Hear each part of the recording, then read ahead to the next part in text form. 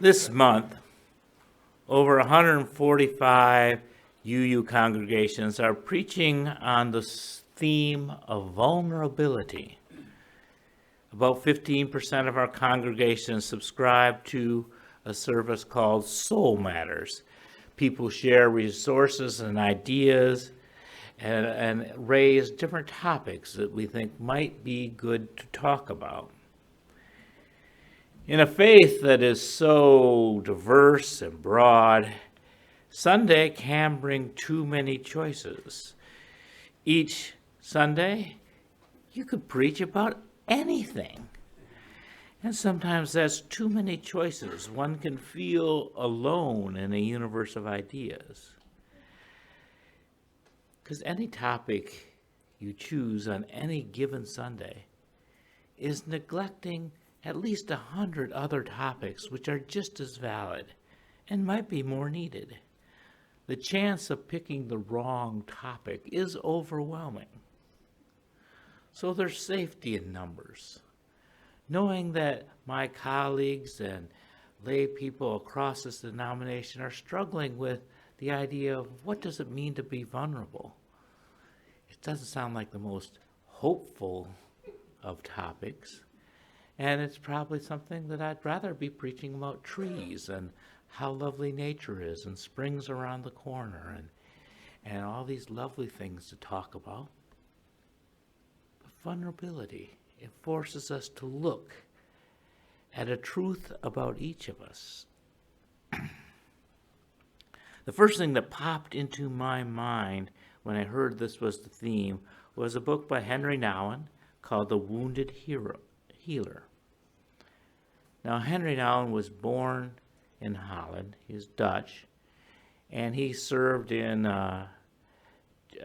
was at Harvard and Yale, and he also was in monasteries in France and in Quebec. So his name is Henri sometimes, and sometimes it's Henri, and because he just let people call him what he needed to be called. But this book, The Wounded Healer, is small as books go. I looked it up on Amazon, and it's only 104 pages. But it really impressed me and changed me at an important part of my life. It was required reading for clinical pastoral education. Now, many ministerial students are required to take this course. It's basically, you spend a quarter working at a hospital as a hospital chaplain, as part of a pastoral care team. And then you come back to whatever you saw that day and discuss it with each other and process your feelings. And, many times, this is the first time that a young student will ever see a dead body, and you kind of want that to happen before they're out in the parish and they see their first dead person and freak out. You want them to have a freak out moment in a safe and supportive community. And so it's a place where the theoretical becomes real for ministers. And many will say that this was an important part of their training. My path was a little bit different. While studying to be a Presbyterian minister, getting my Master's of Divinity, and I still am upset that no one calls me Divine Master, there was an opportunity to also attend the Jesuit Loyola School, Loyola of Chicago, and get a Master's of Social Work. And Master of Divinity takes 3 years, social work takes 2 years, but the whole process takes 4 because the seminary says, well, you're getting a master's in social work, so you don't have to take your pastoral care classes here, which also included CPE. And by the time I got done with seminary, it was a very liberal Presbyterian seminary that allowed me to think freely for myself, and I realized that I really wasn't a Presbyterian and that I might not even be Christian. Even if I chose to call myself Christian, most other Christians would say, no, you're not. So after I'd gotten my education, I went to work, and I worked at a hospice for 2 years. And then I started thinking that maybe I'll try for the Unitarian Universalist ministry. I'd been attending UU churches, and I thought, this is a much better fit for my spirituality. Well, the UUs required that I take CPE, and I said, I have a master's in social work, and I've been working in hospice for 2 years. What can I possibly learn? And they said, well, if you go to all your supervisors and have them write a letter of recommendation and say that you had covered all these topics and all this type of stuff, and they gave me this paperwork thing, and I said, it's going to be easier to take CPE. So I took it against my will. But Henri Nouwen's book made it worthwhile. Because as a student, one's trying to become an expert. You earn 2 degrees and you're learning all this stuff, and you want to go out into the world and just show everybody what you know. But this book cut right through that and showed me that compassion is more important than expertise. My job was not to fix people, but to accompany them on the journey.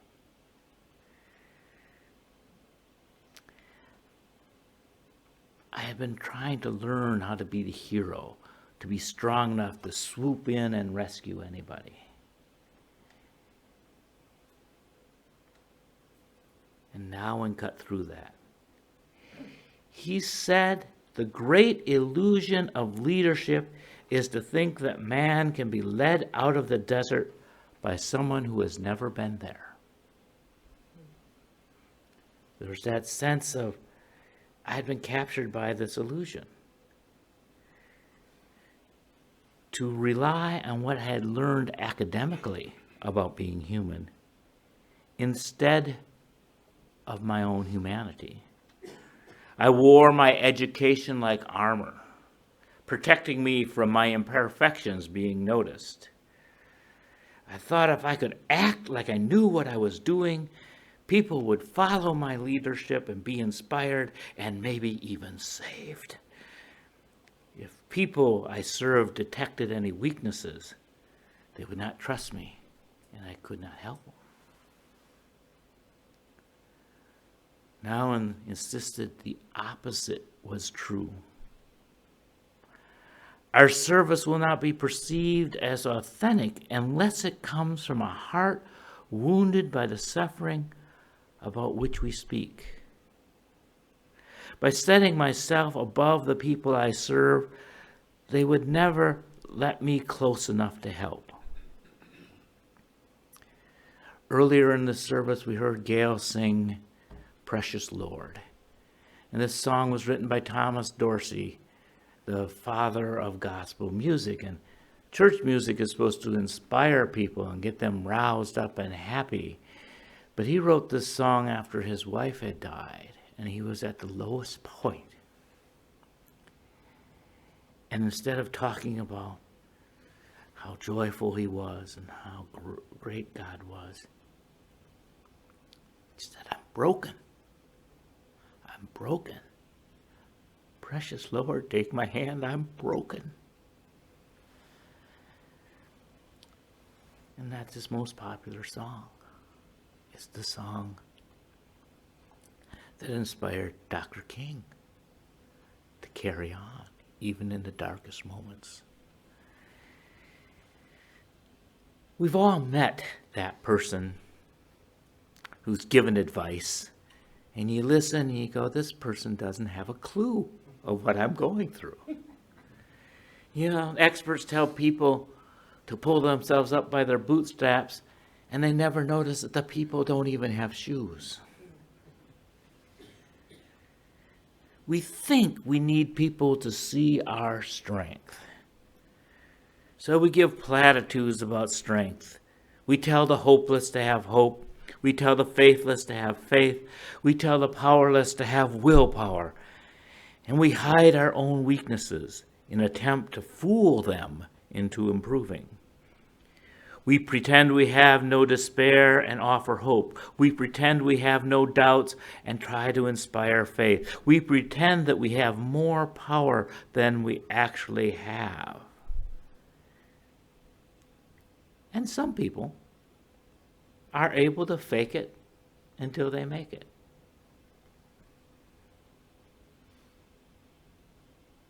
But if they're only looking at the surface indicators of success, someday they'll accidentally look inside and find out that they're hollow.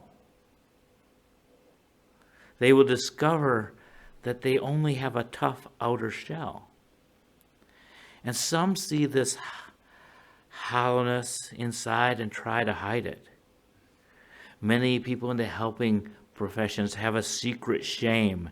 They feel like they're frauds when they try to help other people. Nouwen encourages us to stop pretending that we're superheroes and admit that we're vulnerable, admit that we're human. He wrote, "No minister can save anyone. He can only offer himself as a guide to fearful people.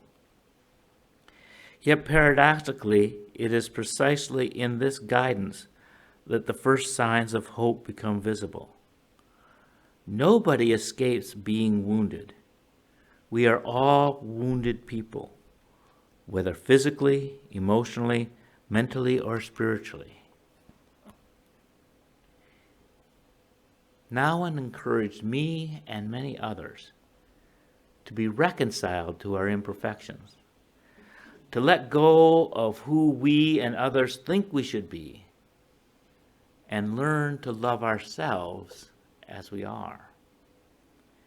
There's no shame in being imperfect. It's part of the human condition. Our scars are evidence that we have lived. If we can authentically be with others with our shields down, these unguarded moments reveal the real power in life. For Nouwen, who was a Catholic priest, Jesus was his prime example. He wrote, "Jesus was a revolutionary who did not become an extremist, since he did not offer an ideology, but himself. He was also a mystic who did not use his intimate relationship with God to avoid the social evils of his time, but shocked his milieu to the point of being executed as a rebel. In this sense, he also remains, for modern humans, the way to liberation and freedom." There's many theories on how Jesus saved. Nouwen's is what's called a Christology from below. He didn't save humanity because he was God come down to rescue. He saved humanity because he became human. And in that humanity that we all share, in the weakness, there's power. And though rooted in his faith, Nouwen did not believe that it was the only way. In A Restless Soul, Meditations from the Road, he wrote, "Today I personally believe that while Jesus came to open the door to God's house, all human beings can walk through that door, whether they know about Jesus or not. Today I see it as my call to help everyone claim his or her own way to God." For Nouwen, Jesus was a human example of how each of us can become more authentically human. Real power is letting go of what the world perceives as power. In his 1989 book, In the Name of Jesus, he wrote, "What makes the temptation of power so seemingly irresistible?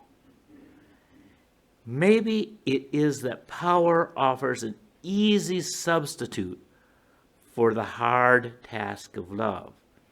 It seems easier to be God than to love God, easier to control people than to love people, easier to own life than to love life. Nouwen felt that ministers needed to break the cycle of artificial power by admitting powerlessness and by confronting the supposed powers of the world. In Wounded Healer, he wrote, "Ministry is a very confronting service. It does not allow people to live with illusions of immortality and wholeness. It keeps reminding others that they are mortal and broken, but also with the recognition of this condition, liberation starts. When we become aware that we do not have to escape our pains, but we can mobilize them into a common search for life, those very pains are transformed from expressions of despair into signs of hope. This is so because shared pain is no longer paralyzing, but mobilizing when understood as a way to liberation. The main question is not, how can we hide our wounds so we don't have to be embarrassed? But how can we put our woundedness into services of others? When our wounds cease to be a source of shame and become a source of healing, we have become wounded healers. These words were transformative for me. It redefined success. Success was not convincing other people that I was in control. It was about letting go and trusting the process. Being authentic in the moment was the thing. So much is beyond our control that we must trust grace. Sometimes good things happen in spite of our feeble actions, and sometimes our best efforts fail. The important thing is creating the space for change, being a welcoming presence, and meeting people where they are. It's the key to a successful ministry and a successful life. I can look back and measure my ministry in various congregations with tangible numbers, membership, fundraising, publicity, but the things that can be measured are often beside the point. And nothing that I have accomplished that can be listed as a success did I accomplish alone.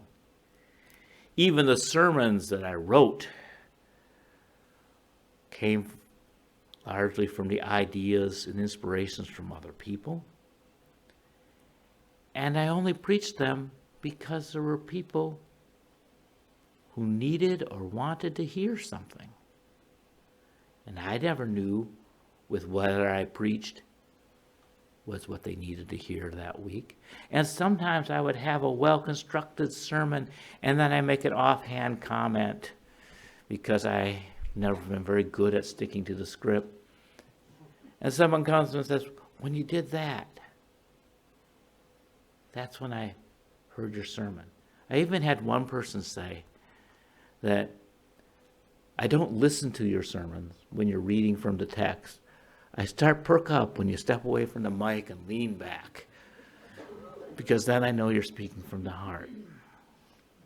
I read from a text because otherwise I'd speak from the heart for about 30, 40, 50 minutes. And I've learned that people get tired of that also. The real successes have been in small moments. real conversations where another person and I trusted each other without pretense. We knew we were imperfect, but we also knew that we were all that was needed. My psychological training also pointed to me in this direction.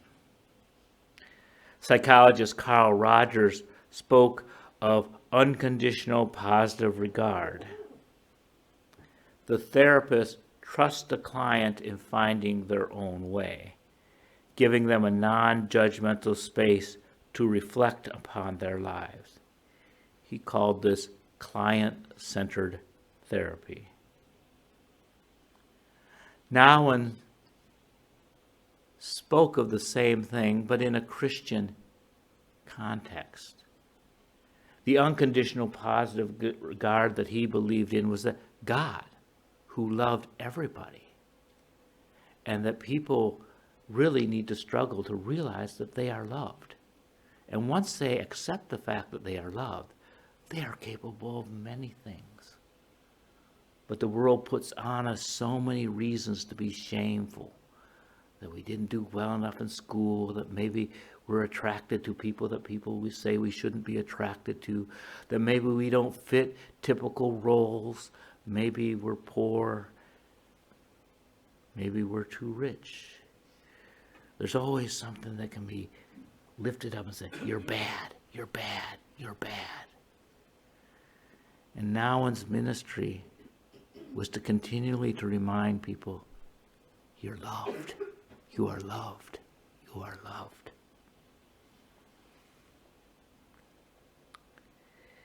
He wrote, from the moment we claim the truth of being the beloved, we are faced with the call to become who we are.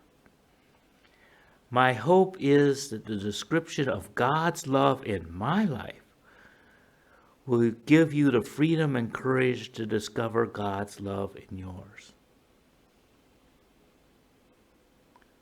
Nouwen wrote over 40 books on the spiritual life. He was born in Holland in 1932, and he felt called to the priesthood at a young age and was ordained in 1957. In 1964, he moved to the United States and studied at the Menninger Clinic, which is a psychological school. He went on to teach at the University of Notre Dame, at the divinity schools of Yale and Harvard. But he also visited monasteries, and he lived with the poor in Peru.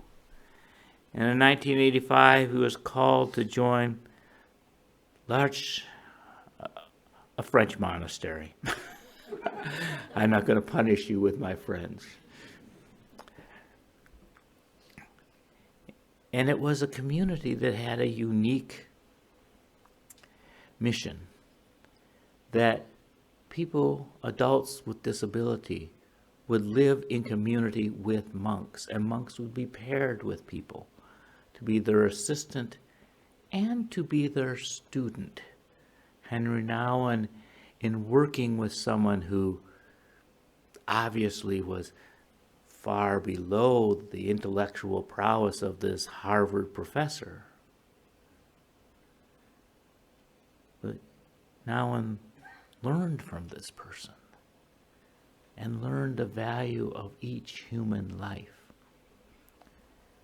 And someone came to me before the service and said there's an opportunity to do something like that in this community. There's a group of people who are trying to get a cafe started that is run by people, adults with disabilities. And so they're having a special luncheon or something. It's kind of a pop-up restaurant this weekend. And we can participate in that. And it carries on that work of Henri Nouwen, that everybody belongs. Everybody. And we must continually to make that known.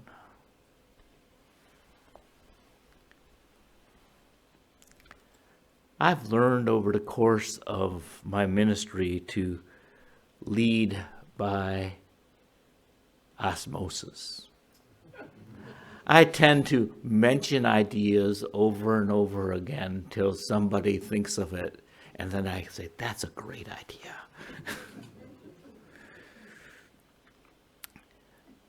And I let go of ideas that were not received.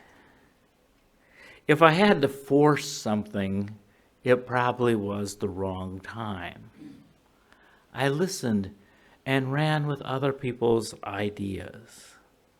I built upon the strengths of congregations that were already there.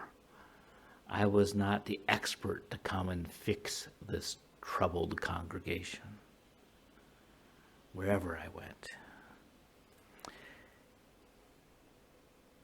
Relationships are more important than results. And quality of relationships are hard to measure. And that's why we prefer to measure things in like membership numbers, budgets, what the building looks like. And these are all tangible things, and they're all good things. But they are important in that if you have a successful budget, you inspired people to give to each other. If you have a nice building, it's because you worked on it together. You tried to create a space that's more welcoming. It's those relationship things, the reasons behind the hard numbers that make this place worth coming to. This congregation has been very healing to me. I came here wounded from a conflict in my previous congregation, and this was a great place to land.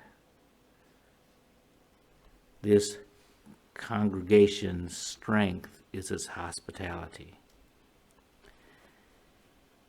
And Nouwen writes, hospitality means primarily the creation of free space where the stranger can enter and become a friend instead of an enemy.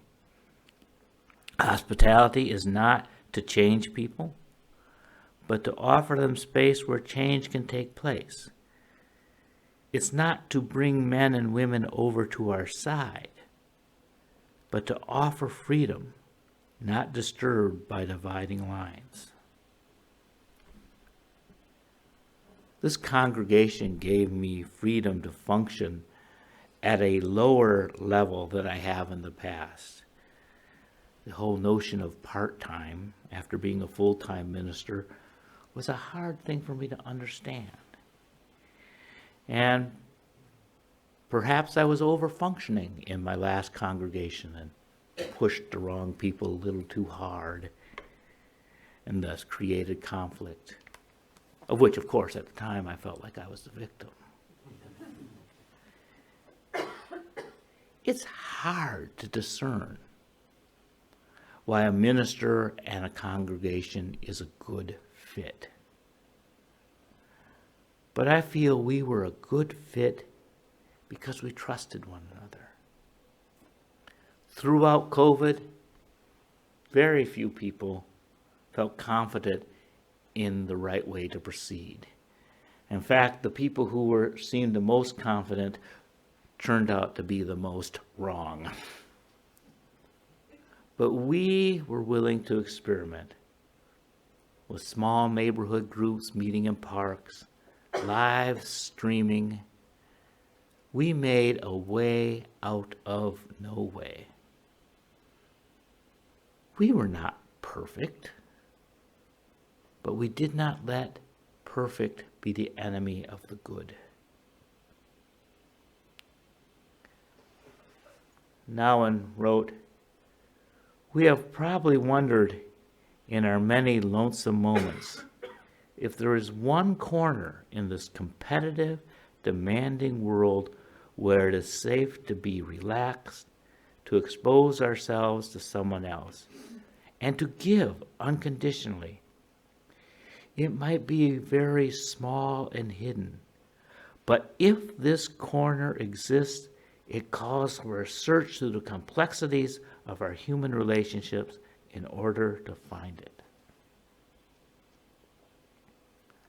I am grateful for this corner of the world where I could be myself.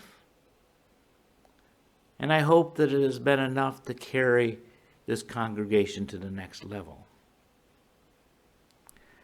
I am hopeful about this congregation. There is kindness here for others to discover.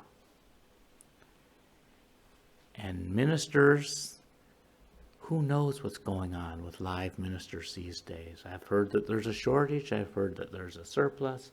I've heard that all sorts of things. It's kind of an unknown territory because all of the pre-COVID systems are being reconstructed, and there are some odd ministries out there.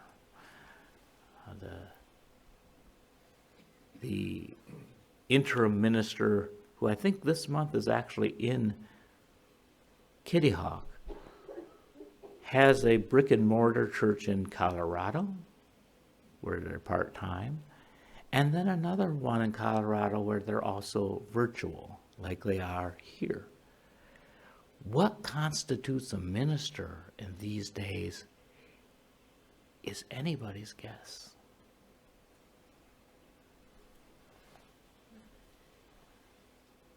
So whatever happens in this search, I'm confident that this congregation will greet a minister wonderfully if one appears, and rely on each other and minister to each other if one doesn't appear.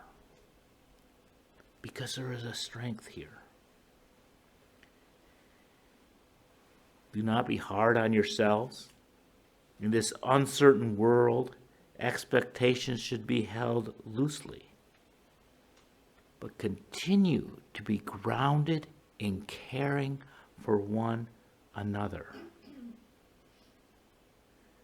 The thing I feel most guilty about in this congregation is that, my goodness, I didn't do the pastoral care that I wanted to do, that I've done in the past, that I always did.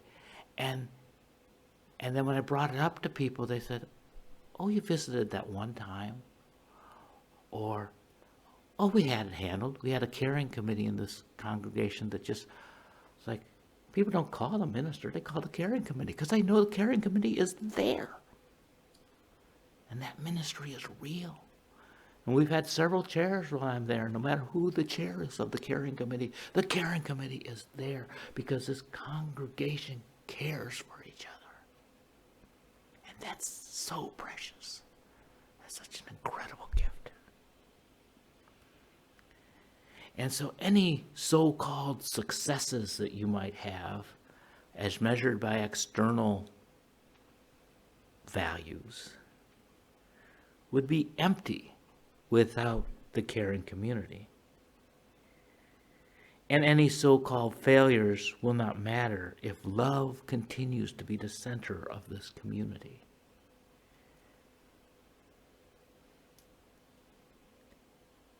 Whatever happens, and even if you have incredible success and you have a dynamic minister and the size of the congregation doubles, which will cause all sorts of new problems about fundraising and building, that none of that will mean anything without the caring community. Know that each of you is enough, and each of you can contribute not only your strengths, but your weaknesses. Because even if you are in need and you have to be on the receiving end of the caring committee, which I was this past week, Gail and I, we had a little tiny bout with COVID. And it's just nice to know that there are people out there who are thinking of you. This community is a community.